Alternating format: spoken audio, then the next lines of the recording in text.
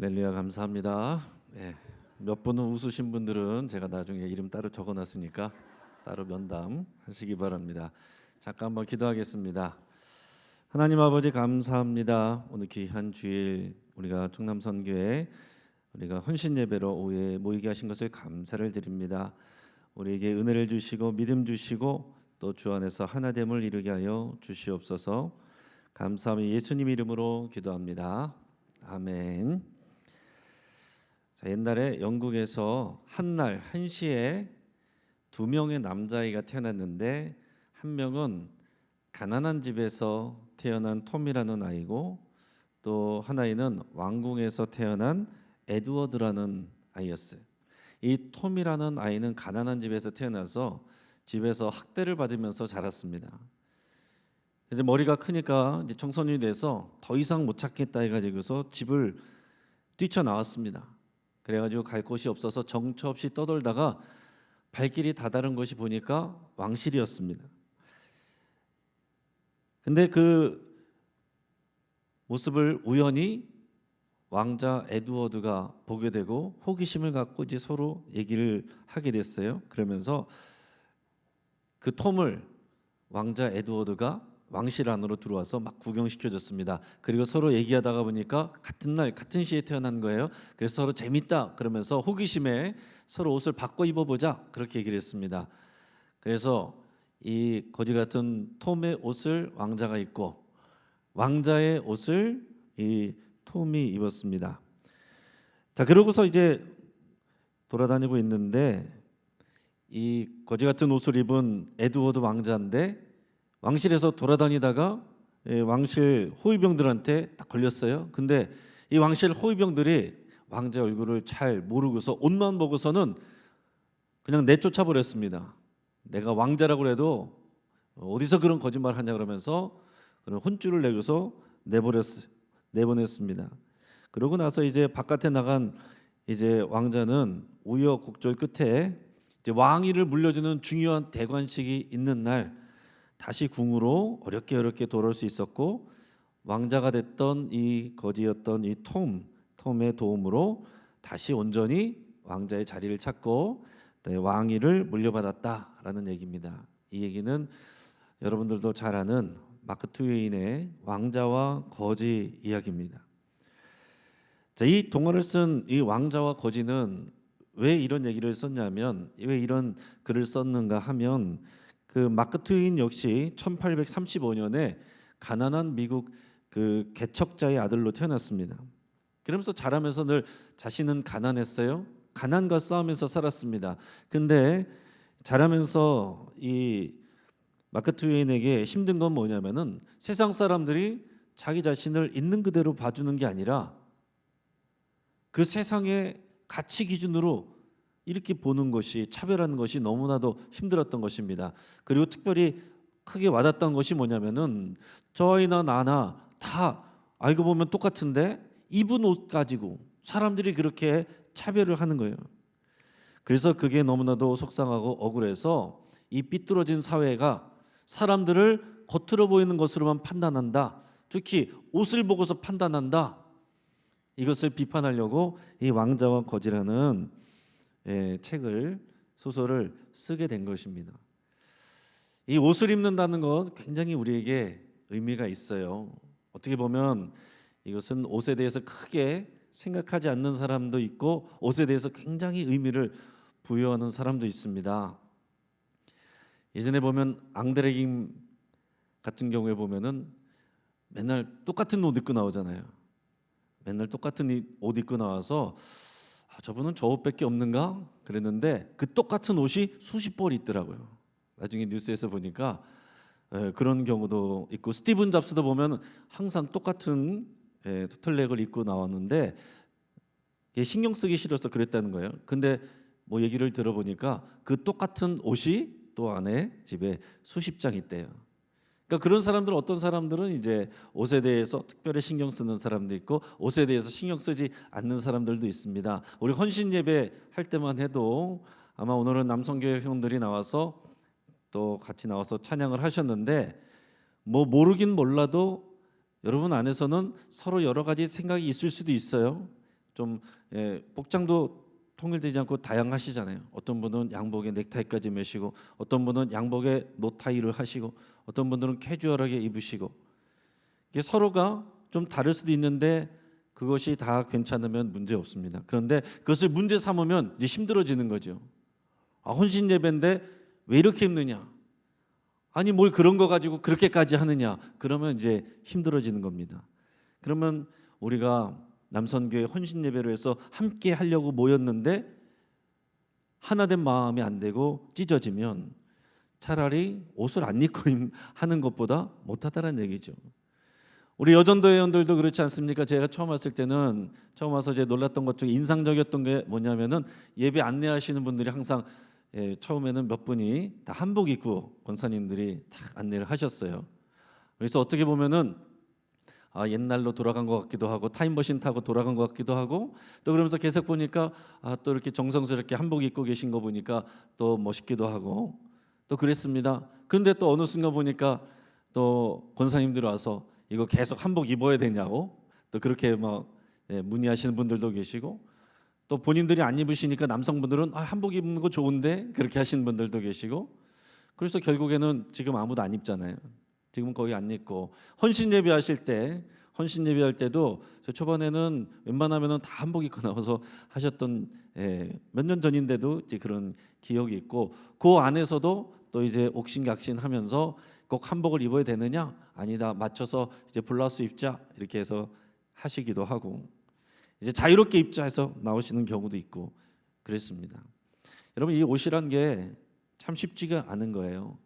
그래서 여러분 저 같은 경우는 넥타이를 안 하고 이제 이거를 컬러지 셔츠라고 그러는데 항상 컬러지 셔츠를 주로 입습니다. 왜냐하면 저도 이제 넥타이가 집에 많이 있는데 매번 이제 신경을 써야 되는 거예요. 이거를 넥타이를 해야 될까? 저거를 해야 될까?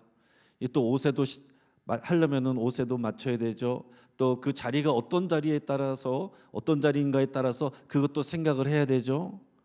그래서 또 설교를 하는데 너무 반짝반짝거리는 것도 이상하고 너무 색깔이 안 맞아도 이상하고 그런 거에 신경 쓰는 것도 그렇고 또 목재이는 것도 싫고 그래서 이제 통일된 이제 이거는 이제 목회자 셔츠라고 해서 클러지 셔츠라고 그러는데 클러지 셔츠를 저는 이제 주로 이렇게 입습니다. 그리고 종교개혁 이후에는 원래 목회자들은 이제 검은 가운을 입게 됐어요.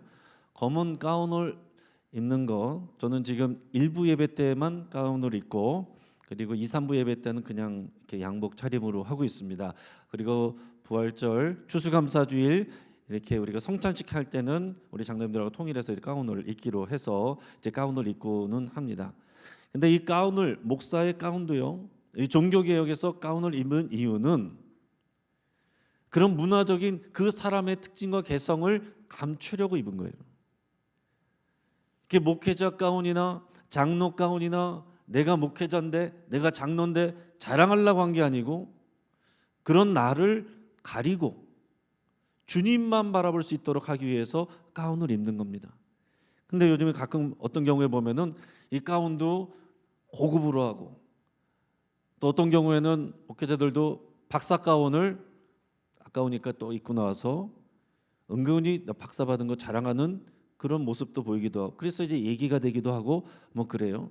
그리고 목사님들이 하는 이 스토리라고 하는데 그 스토리를 이제 하는 거 있잖아요.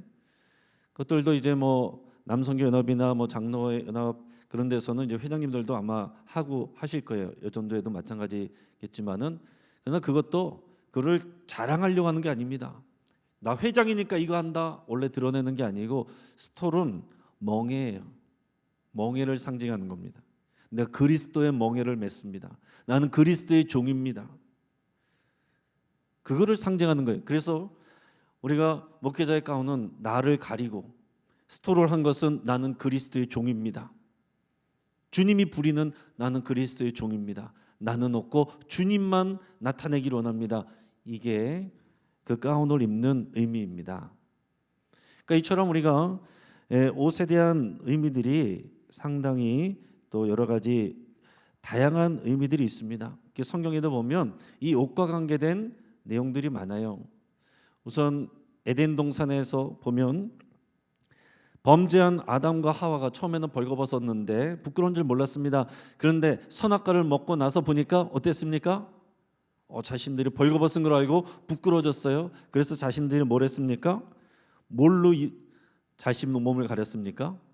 무화과나무 잎으로 가렸다고 그랬어요. 무화과나무 잎으로. 자기들이 그거를 꺾어 가지고 자기들이 가린 거예요. 자기들의 인간의 수고와 노력으로 자신의 부끄러움을 가리려고 한 겁니다.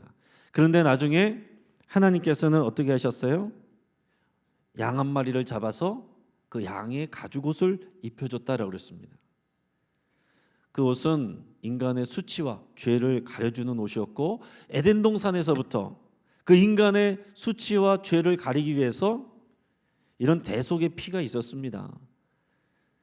그 아담과 하와를 가려주는 옷이 되기 위해서 양 한 마리가 죽었다는 거예요.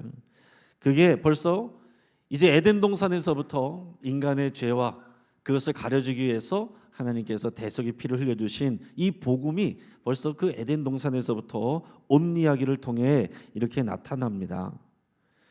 또 내려다 보면은 장자권 축복을 받기 위해서 야곱이 자기의 형 에서의 제일 좋은 옷을 갖다 입고서 또 아버지 앞에 나가는 장면이 있죠. 그 장자는 하나님이 주신 율법 안에서 2배를 받고 하나님께서 주시는 장자의 특별한 복이 있기 때문에 그걸 받고 싶어서 야곱이 형의 옷을 입고 그것을 받는 그런 장면도 나옵니다. 그러니까 이때 그 형의 옷을 입은 것은 아버지를 속이기 위한 것이었고 그 장자의 옷을 입었다라는 거예요. 근데 하나님께서는 그런 이기적인 야곱을 험악한 세월을 통해서 연단하셨습니다. 그렇지만 그 믿음은 귀하게 여기셨고 하나님께서 그 야곱을 통하여 이스라엘 민족을 주시고 그를 믿음의 조상 되게 하셨습니다. 자, 그런 야곱이 또 어땠습니까? 그 아들 자녀들 때에 또 옷 때문에 문제가 생겨요. 누구요? 요셉이죠. 요셉만 사랑해가지고 자기가 사랑했던 여인 라헬의 아이여서 요셉만 사랑해서 특별히 채색 옷을 입혔습니다. 그러니까 그 채색 옷이 요셉에게는 아버지의 특별한 사랑이지만 형들에게는 뭐예요? 편애죠, 편애. 그래서 결국 그 옷 때문에 형제들의 사이가 다 갈라지고 형제들이 이 요셉을 팔아먹게 되고 요셉은 죽게 되고 죽을 만한 위기에 빠지게 되고 팔려가고 이런 일들을 겪는 거잖아요. 그런데 놀랍게도 하나님은 이 모든 상황들을 통해서 요셉을 애굽의 총리가 되게 하고 그리고 그 모든 가족들이 들어와서 430년 지난 동안 중단 민족 되게 하고 또 출애굽을 통해서 하나님 나라를 이끌어가는 놀라운 하나님의 구속사를 이뤄갑니다. 그러니까 사람들은 이 옷을 통해서 자신의 욕심을 드러내고 또 그런 인간의 죄성을 드러냈지만 하나님은 그 모든 과정들을 통해서 하나님은 하나님의 역사를 이루어가시고 하나님은 우리의 수치를 가려주시고 우리의 영광을 보이시는 그런 일들을 하신다라는 얘기입니다. 또 그 외에도 옷과 관련된 얘기들이 많이 나옵니다. 또 신약에 가서 보면 어떻습니까? 이 음부에 들어가는 부자, 그 부자는 묘사를 할 때 자색 옷과 고운 베옷을 입고 있다 이렇게 표현이 돼 있어요. 그 부자를 상징하는 묘사하는 내용이에요. 입은 옷이 자체가 틀립니다. 입은 옷이 자체가 틀려요. 그런데 그 옆에 있는 거지를 돌보지 않은 것으로 인해서 그가 벌을 받게 되죠. 그리고 오늘 말씀 나눴던 것처럼 돌아온 탕자에게 그 아버지가 주인의 새 옷을 입혀주는 또 새 신발을 입혀주는 신겨주는 그런 장면도 있습니다. 이게 오늘 우리에게 예수 그리스도의 옷을 입혀주시는 하나님의 놀라운 은혜가 이 탕자의 비유에서 그대로 나타나게 되는 것이고 이 탕자 비유에서 나타난 그 은혜가 바로 저와 여러분들이 경험하고 누리는 그 은혜입니다.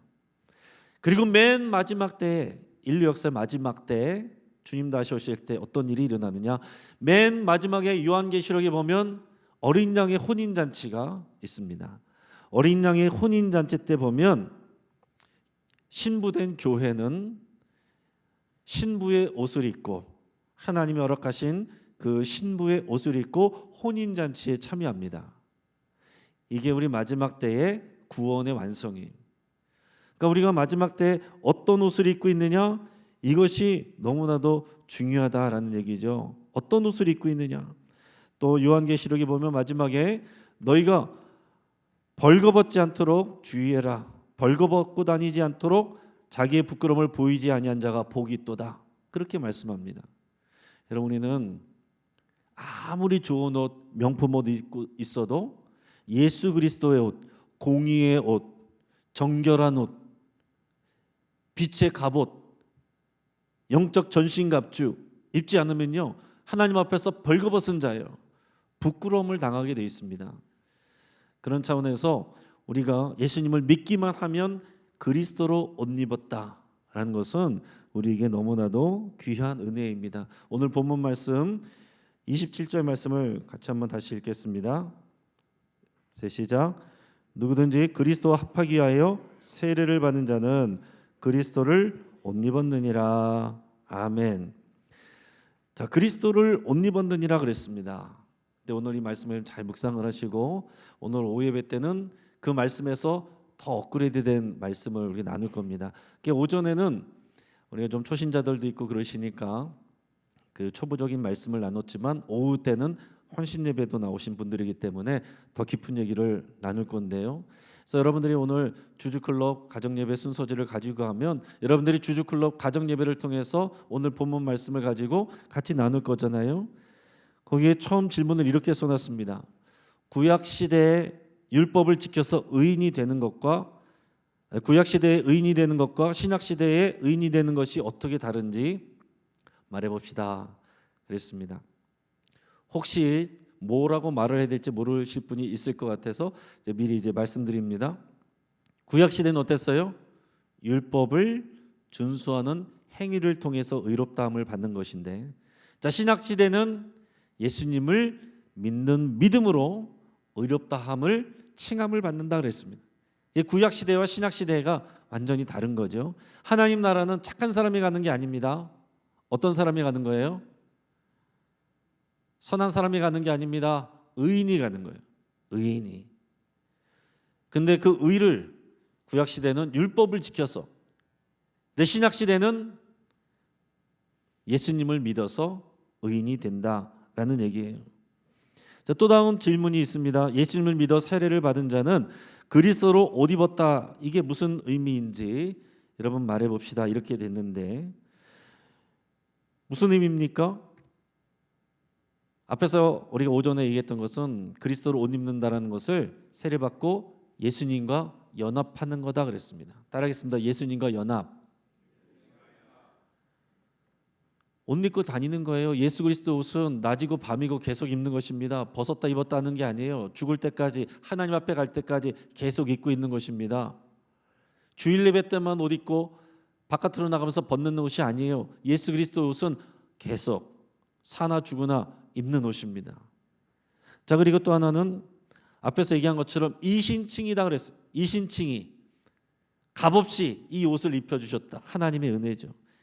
우리가 믿음으로 의롭다함을 받는데 어떻게 해서 의롭다함을 받습니까? 예수 그리스도의 옷을 입혀서 우리는 여전히 시꺼먼데 완전히 하얀 예수 그리스도의 의를 보고 하나님께서 그리스도의 옷을 보고 우리를 의롭다라고 해주신다라는 거예요. 또 하나의 의미는 또 뭐겠어요? 이제 예수님의 이름으로 사는 것입니다. 그리스도의 옷을 입고 다니면 그리스도로 살아가는 거예요. 이게 얼마나 놀라운 일인지 곰곰이 생각해 보시기 바랍니다. 여러분들이 예수님의 옷을 입고 다니면 사람들이 여러분들을 볼 때 여러분들을 통해서 그리스도를 본다는 거예요. 이게 얼마나 대단한 일인지 여러분 곰곰이 생각해 보세요. 근데 우리는 예수님과 수준 차이가 너무 나잖아요. 그러나 시간이 지나면서 점점 우리가 이번 예수 그리스도를 닮아가는 삶, 성화의 삶을 사는 거, 이것까지 여기가 의미가 다 들어 있습니다. 그렇기 때문에 예수 그리스도의 옷을 입는다는 것은 오전에 주일에 예배 때 말씀 나눴던 것은 은혜에 대해서 나눴어요. 우리가 예수 그리스도의 옷을 입는 것은 하나님의 은혜입니다 라는 것을 우리가 나눴어요. 그러나 오늘 오후 때는 조금 더 확장된 것은 뭐냐면 은혜와 함께 사명이란 거예요. 왜 그렇습니까? 우리가 예수 그리스도의 옷을 입었으면 예수 그리스도처럼 살아가는 거예요. 그게 과제이고 사명입니다. 은혜에는요, 과제와 사명이 따라붙는 거예요.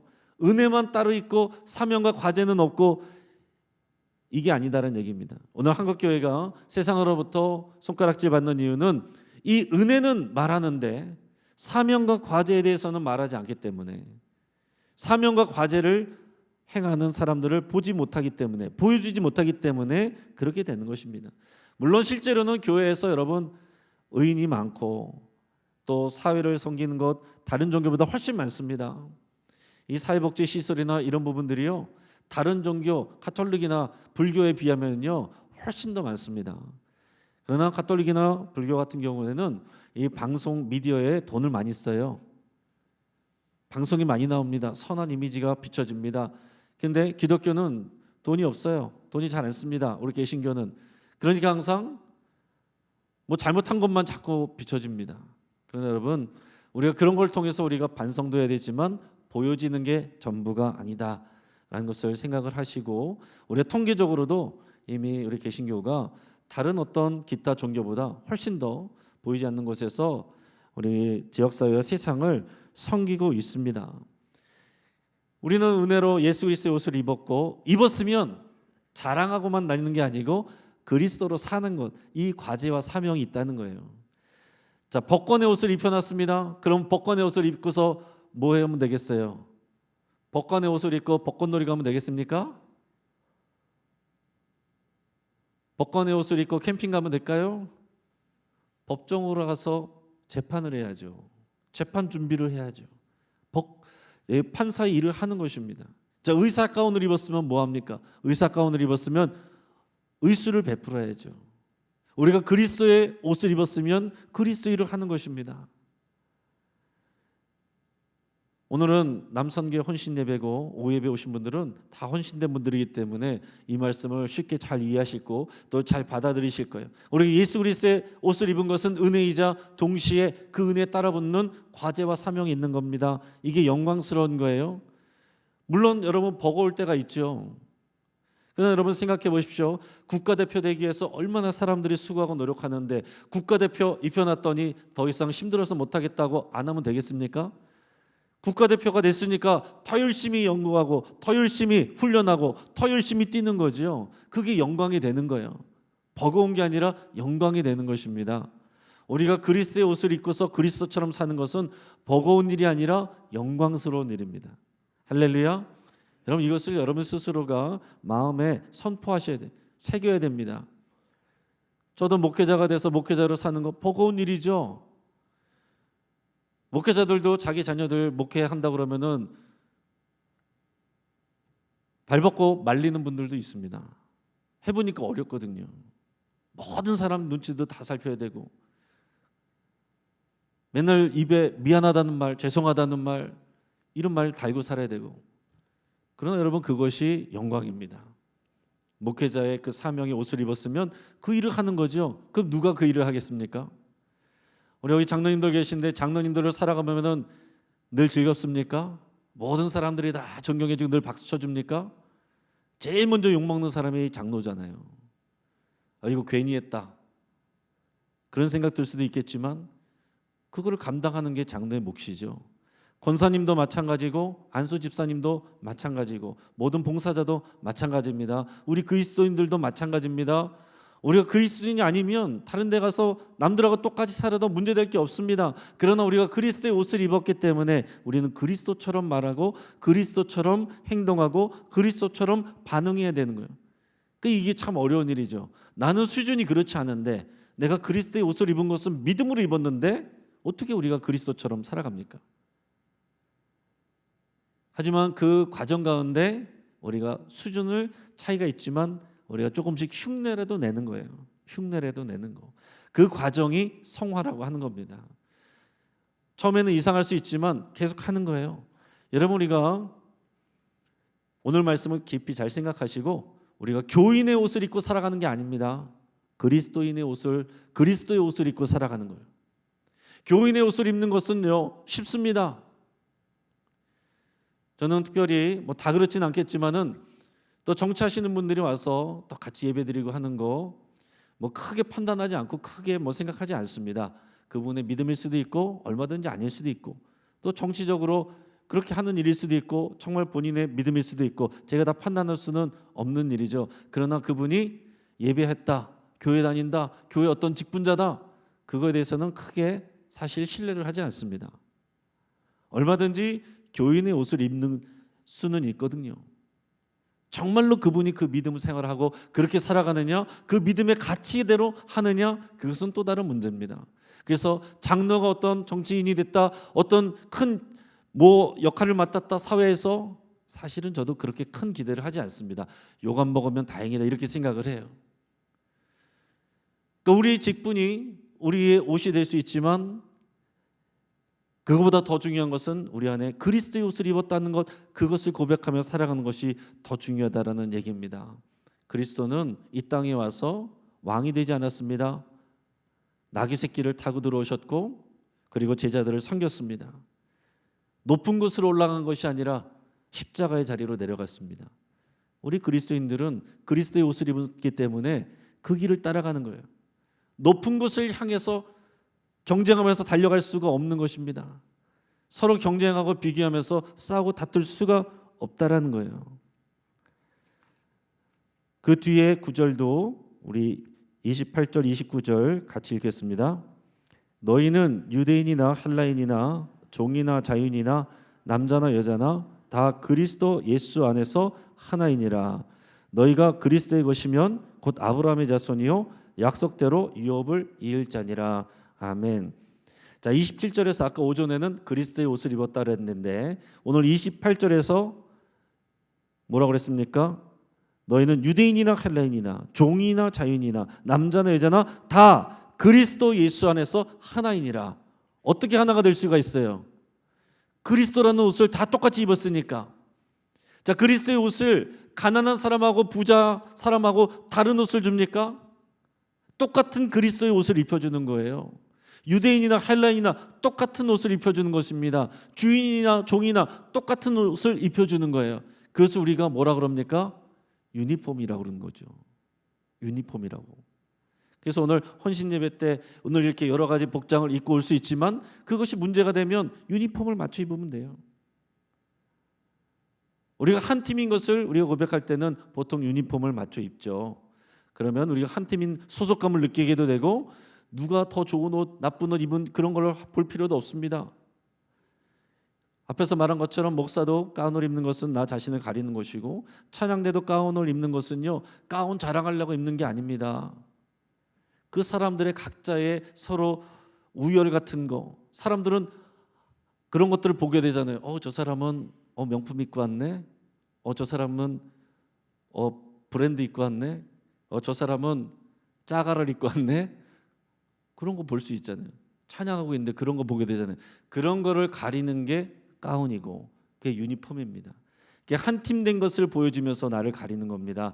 그리스도의 유니폼을 우리가 입었다는 거예요. 오늘 말씀은 그리스도의 유니폼을 다 입어서 저 여러분들은 각자 사는 것도 틀리고 사는 집도 틀리고 하는 일도 틀리고 경제 상황도 다 틀리고 문화도 틀리고 자라고 배워온 배경도 다 틀리지만 그러나 우리는 영신교회 안에서 예수 그리스도의 유니폼을 입고 있는 것입니다. 할렐루야.